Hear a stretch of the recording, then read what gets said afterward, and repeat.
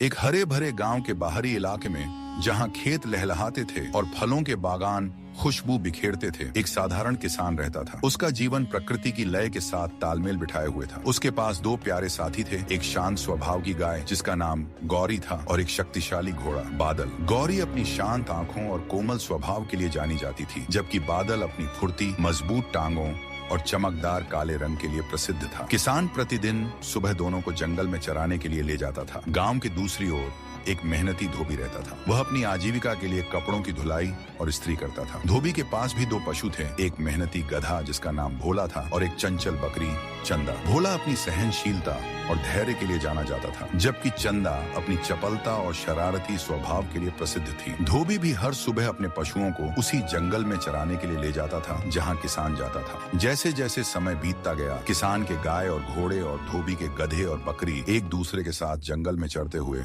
मिलते रहे। धीरे धीरे उनके बीच एक अनोखी मित्रता विकसित हो गई। वे सुबह एक साथ जंगल में प्रवेश करते, धूप से भरी घास के मैदानों में साथ साथ चढ़ते और शाम होने पर एक साथ गांव की ओर लौटते। उनकी दोस्ती देखकर गांव के लोग भी हैरान थे कि कैसे अलग अलग स्वभाव के जानवर इतने अच्छे दोस्त बन सकते हैं। उसी जंगल में झाड़ियों और घने पेड़ों के बीच एक छोटा सा खरगोश रहता था। उसका नाम चंपक था। चंपक स्वभाव से बहुत डरपोक था और हमेशा कुत्तों और अन्य शिकारियों से डरा रहता था। उसने कई बार इन बड़े पशुओं को एक साथ घूमते और खेलते देखा था। उनकी गहरी दोस्ती को देखकर चंपक के मन में भी उनसे मित्रता करने की इच्छा जागृत हुई। एक दिन चंपक ने सोचा, अगर मेरी भी इन बड़े पशुओं से दोस्ती हो जाए तो कितना अच्छा होगा। इतने बड़े और शक्तिशाली मित्रों के होने से कोई भी कुत्ता या शिकारी मुझे तंग करने की हिम्मत नहीं करेगा। ये सोचकर चंपक ने उन चारों पशुओं के पास बार बार जाना शुरू कर दिया। वह उनके सामने उछलता कूदता, अपनी लंबी मूंछें हिलाता और उनके साथ ही हरी भरी घास चढ़ने लगता। शुरू में गाय, घोड़ा, गधा और बकरी थोड़े सतर्क थे, लेकिन चंपक के मिलनसार स्वभाव और मासूम हरकतों ने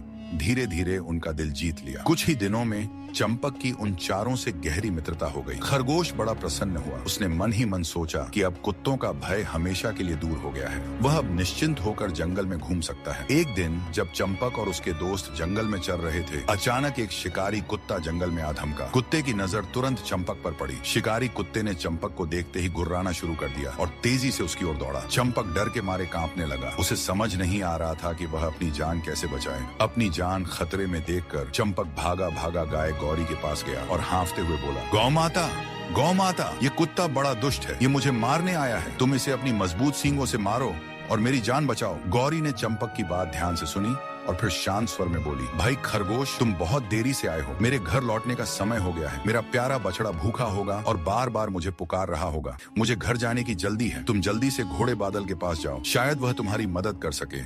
गौरी की बात सुनकर चंपक निराश हो गया, लेकिन उसने हिम्मत नहीं हारी। वह दौड़ता हुआ घोड़े बादल के पास गया और गिड़गिड़ाते हुए बोला, भाई घोड़े, मैं तुम्हारा मित्र हूँ। हम दोनों साथ ही यहाँ चढ़ते हैं। आज ये दुष्ट कुत्ता मेरे पीछे पड़ा है। तुम मुझे अपनी पीठ पर बैठाकर इस कुत्ते से दूर ले चलो और मेरी जान बचाओ। घोड़े बादल ने सहानुभूति से खरगोश की ओर देखा और कहा, तुम्हारी बात तो ठीक है, किंतु मुझे बैठना आता नहीं। मैं तो खड़े खड़े ही सोता हूँ। तुम मेरी पीठ पर चढ़ोगे कैसे? और आजकल मेरे खुर भी बढ़ गए हैं। मैं न तो तेज दौड़ सकता हूँ और न ही पैर फटकार सकता हूँ। तुम गधे भोला के पास जाओ, शायद वह तुम्हारी मदद कर सके। घोड़े बादल के पास से निराश होकर खरगोश गधे भोला के पास गया। वह हाँफ रहा था और डर से उसका बुरा हाल था। उसने गधे से विनती की, मित्र गधे, तुम इस पाजी कुत्ते पर एक जोरदार दुलत्ती झाड़ दो। बस एक दुलत्ती से ही मेरे प्राण बच जाएंगे। कृपा करके मेरी मदद करो। गधे भोला ने खरगोश की दुर्दशा देखी, लेकिन उसने अपनी मजबूरी बताते हुए कहा, मैं नित्य गाय और घोड़े के साथ घर लौटता हूँ।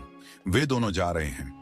यदि मैं उनके साथ न जाकर पीछे रह जाऊं तो मेरा स्वामी धोबी डंडा लेकर दौड़ा आएगा और पिटते पिटते मेरा कचूमर निकाल देगा। मैं अब यहाँ ठहर नहीं सकता। तुम बकरी चंदा के पास जाओ, शायद वह कुछ कर सके। अंत में खरगोश बकरी चंदा के पास गया। बकरी ने उसे देखते ही डर से चिल्लाते हुए कहा, खरगोश भाई, कृपया करके इधर मत आओ। तुम्हारे पीछे कुत्ता दौड़ता चला आ रहा है। मैं उससे बहुत डरती हूँ। अगर वह मुझे भी पकड़ लेगा तो क्या होगा? तुम यहाँ से भाग जाओ और अपनी जान बचाओ। सब ओर से निराश होकर और अपने मित्रों से सहायता न मिलने पर खरगोश चंपक समझ गया कि अब उसे अपनी मदद स्वयं ही करनी होगी। उसने बिना समय गवाए तेजी से दौड़ना शुरू कर दिया। वह भागते भागते जंगल के घने हिस्से में पहुंच गया और जाकर एक घनी झाड़ी में छिप गया। शिकारी कुत्ते ने बहुत ढूंढा, किंतु उसे खरगोश का पता नहीं मिला। कुत्ता थक हार कर निराश होकर लौट गया। जब कुत्ता पूरी तरह से जंगल से बाहर चला गया, तब खरगोश झाड़ी में से निकला। उसने चारों ओर देखा और संतोष की सांस ली। उसने अपने चारों मित्रों की ओर देखा जो अब दूर जा रहे थे। फिर वह धीरे से बोला, दूसरों का भरोसा करना सदा धोखा देता है। अपनी सहायता अपने आप ही करनी चाहिए। आज मैंने यह महत्वपूर्ण सबक सीख लिया है। उस दिन से